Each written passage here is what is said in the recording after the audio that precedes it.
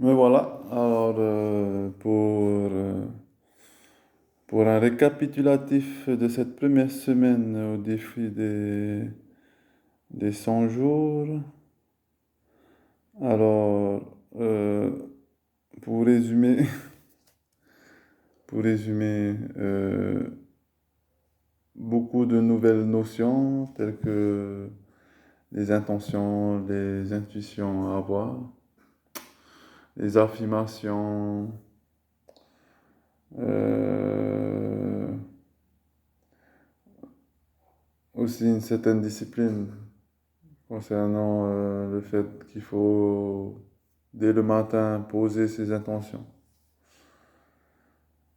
poser ses intuitions. Bon, une semaine super chargée. Bon, une semaine de 5 jours, ce qui n'est pas habituel, parce que cette notion-là de semaine, pour moi, c'est 7 jours. Bon, 5 jours, ça me convient, parce que en y réfléchissant bien, 20 fois 5 ça fait 100 jours. Donc, c'est 20 semaines à clôturer pour terminer le défi.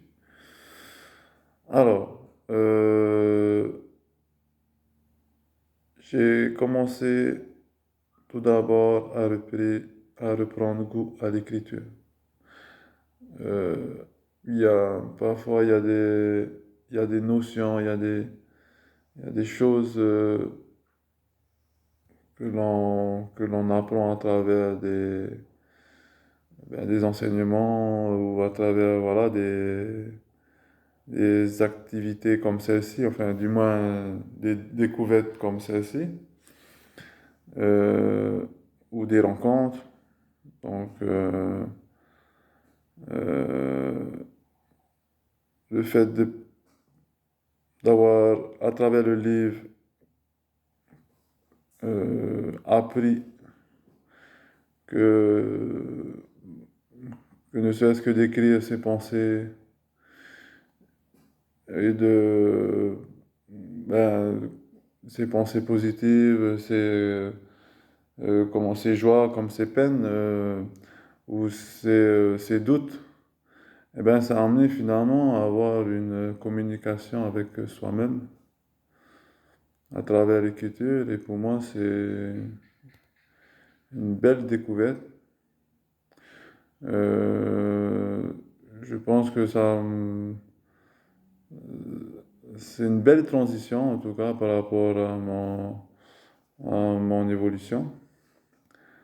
Parce que souvent, quand j'écris, euh, il y a des questions qui se posent à chaque fois que je pose des faits qui me semblent être importants ou qui m'ont ému dans la journée ou du moins où j'ai eu beaucoup d'impact. Et ben, le fait d'en arriver à se poser des questions, euh, et ben forcément, enfin moi c'est ce que j'en ai déduit et ce que j'ai compris, c'est que dans la question il y avait la réponse. Donc souvent, voilà, je fonctionne, en tout cas de manière, à mon avis, de mon vécu et de la manière dont je fonctionne, euh, c'est ce cheminement-là vers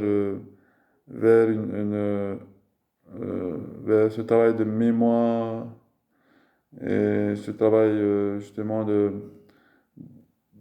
de se parler, de communiquer avec ses mémoires.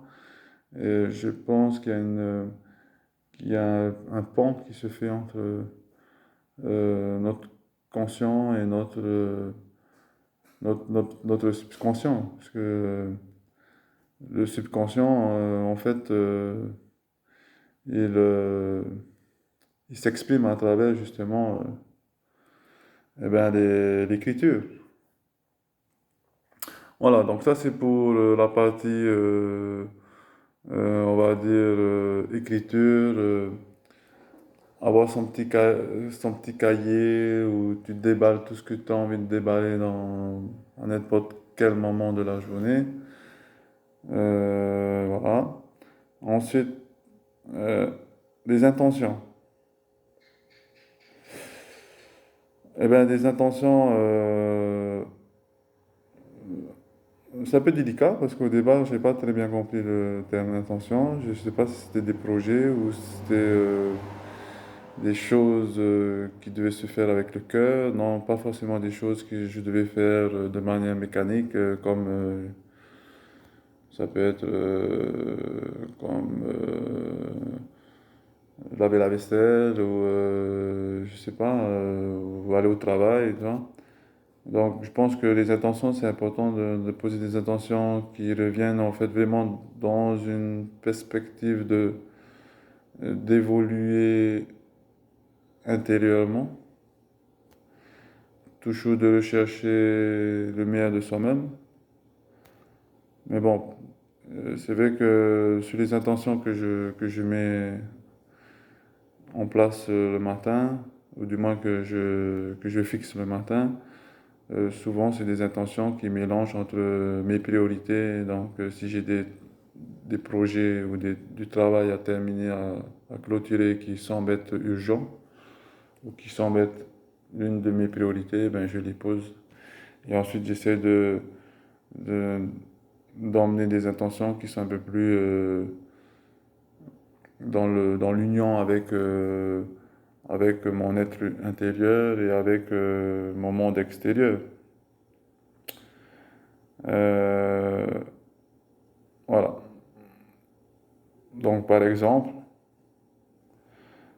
pour aujourd'hui, j'ai le cinquième jour, avancer sur ma clôture. Donc, comme je suis en train de faire du bricolage à la maison et que j'ai une clôture, une énorme clôture à terminer dans le jardin. Donc, je sais que ça va me prendre du temps. Donc, j'essaie d'avancer un peu tous les jours, de prendre soin de mon corps. Voilà, de mon corps. Donc, je pense qu'il y a aussi une relation entre le corps et l'être intérieur, parce que le corps, c'est le reflet de son moi intérieur. Donc, pour le coup, voilà, euh,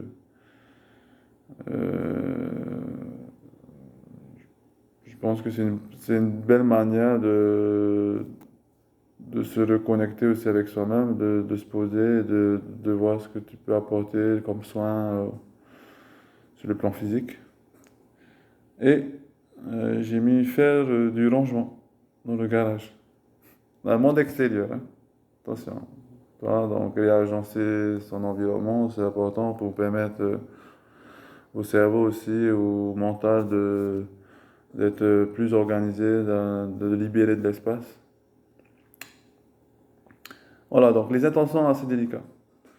Alors les intuitions, par contre, là, c'est,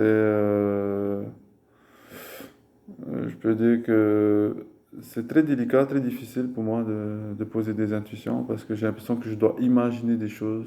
C'est pas forcément des choses, une capacité, du moins, j'ai pas l'habitude de faire appel à mon intuition. Mon intuition, elle arrive de manière ponctuelle sur, sur des moments comme ça dans la journée ou dans la semaine. Mais de m'imposer, d'en trouver chaque matin, c'est un peu difficile. Donc voilà, franchement, j'essaie d'inventer, hein. Là, par exemple, je serai en phase avec les éléments. Alors, je vais terminer. euh, ah ouais, je vais trouver des magazines pour mon tableau de vision.